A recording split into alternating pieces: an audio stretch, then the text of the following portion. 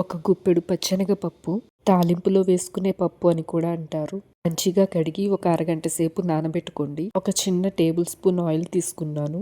వీలైతే మీరు ఆయిల్ తగ్గించి వేసుకోండి. తాలింపు మంచిగా వేయించుకున్నాక పచ్చిమిర్చి, ఉల్లిపాయలు, పసుపు, ఉప్పు వేసి దోరగా వేయించుకోండి. ఆయిల్ తక్కువగా ఉంది కాబట్టి మూత పెట్టి సిమ్లో పెట్టి లో ఫ్లేమ్లోనే వేయించుకోండి.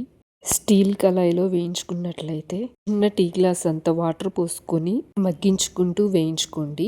ఈలోపు ఒక చిన్న మిక్సీ జార్లో 1 స్పూన్ ఎండు కొబ్బరి, నువ్వులు, బాదం పప్పు, జీడిపప్పు, గసగసాలు మీ ఇష్టం. మీకు ఏది అందుబాటులో ఉంటే అది వేసుకోండి. ఒక చిన్న అల్లం ముక్క కూడా వేసుకొని పేస్టు చప్పదనం లేకుండా ఉండడం కోసం పసుపు, ఉప్పు, కారం వేసుకొని ఒకసారి గ్రైండ్ చేసుకోండి. ఇలా పౌడర్ చేసుకున్నాక మరి కొంచెం వాటర్ యాడ్ చేసుకొని ఒకసారి తిప్పండి. ఈ పేస్టు కూరకి మరింత రుచిని ఇస్తుంది. ఉల్లిపాయలు వేయించుకున్నాక కొంచెం కరివేపాకు, సన్నగా కట్ చేసి పెట్టుకున్న క్యాబేజీని కూడా వేసుకోండి. మొత్తం కలిసేలాగా 1 నిమిషం పాటు మంచిగా ఇలా తిప్పుకుంటూ ఉండండి.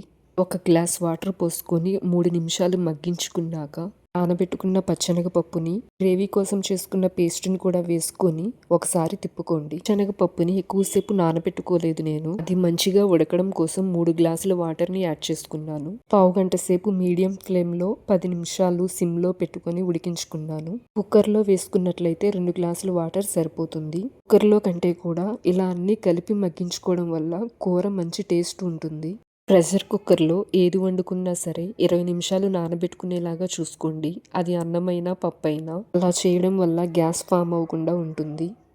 ఈ గ్రేవీ పేస్ట్లో టమాటాలు కూడా వేసుకొని పులుసులాగా కూడా చేసుకోవచ్చు. ఫ్రైలాగా కావాలంటే వాటర్ ఇంకిపోయేంత వరకు ఫ్రై చేసుకోవచ్చు. చాలా బాగుంటుంది. లేదు అన్నంలోకి కలవాలి అనుకుంటే ఇలా లైట్గా వాటర్ ఉండి లేనట్టు మగ్గించుకున్నా సరిపోతుంది. క్యాబేజ్ అంటే ఇష్టపడని వాళ్ళు కూడా ఇలా చేస్తే ఖచ్చితంగా